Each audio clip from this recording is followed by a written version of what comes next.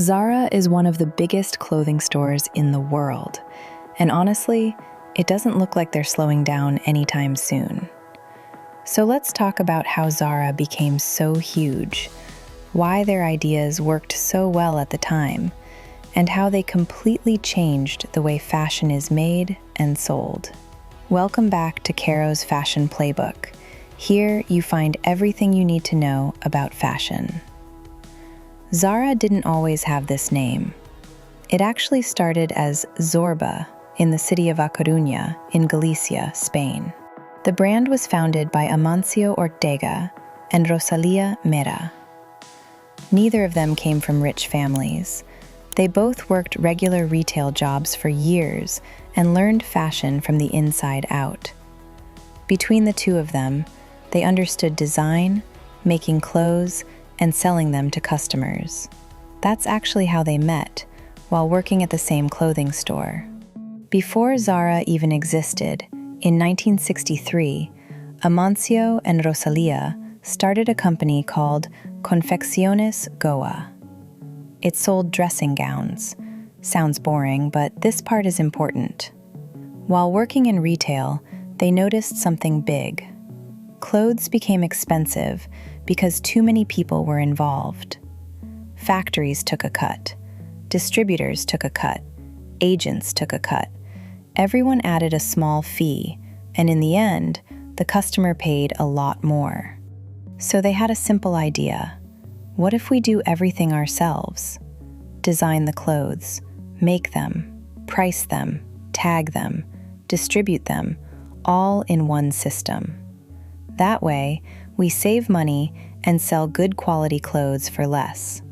This idea worked really well for Confecciones Goa, but there was a problem. People don't buy dressing gowns very often. You usually need just one. So they took the money they made and opened a new store using the same idea. On May 15th, 1975, the first Zara store opened.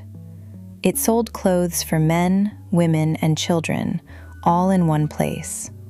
Everything was done in-house, and the system was very lean, meaning no extra waste and no extra stock sitting around. The name changed quickly from Zorba to Zara because there was a bar nearby with the same name. But the store itself was an instant success.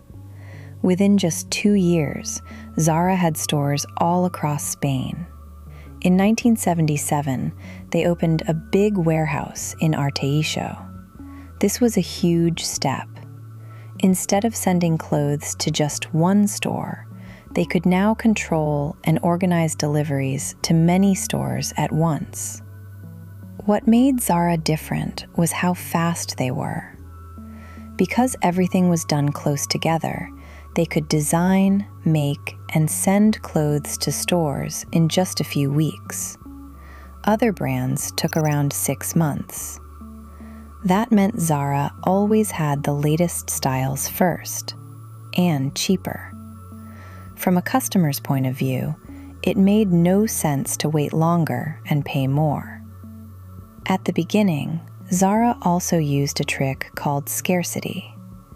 They only made a small number of each style. If you didn't buy it right away, it was gone. This made people rush to stores and come back often to see what was new. It worked incredibly well. Zara became the most wanted clothing brand in Spain. At the same time, Zara didn't waste money on big warehouses full of unsold clothes. If something didn't sell, yes, it could be a loss. But overall, the system made them more money than it lost. By the late 1980s, Zara was unstoppable. But instead of slowing down, they went bigger. In 1987, a parent company called Inditex was created. This helped Zara grow faster and cheaper.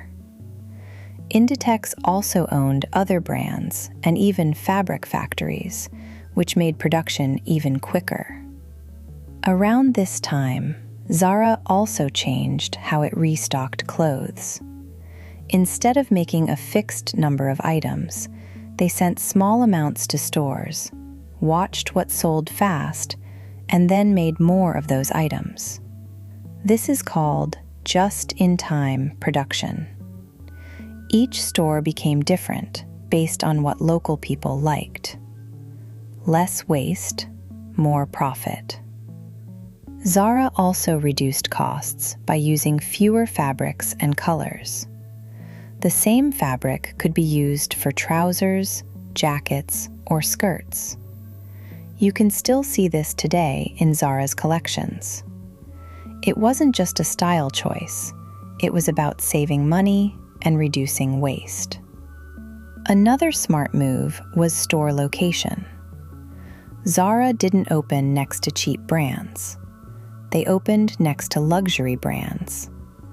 This made Zara feel more fashionable and special, even though prices were lower. Rich shoppers would walk in just because it was there, and then buy something because it was affordable. In 1988, Zara expanded outside Spain for the first time, opening in Portugal.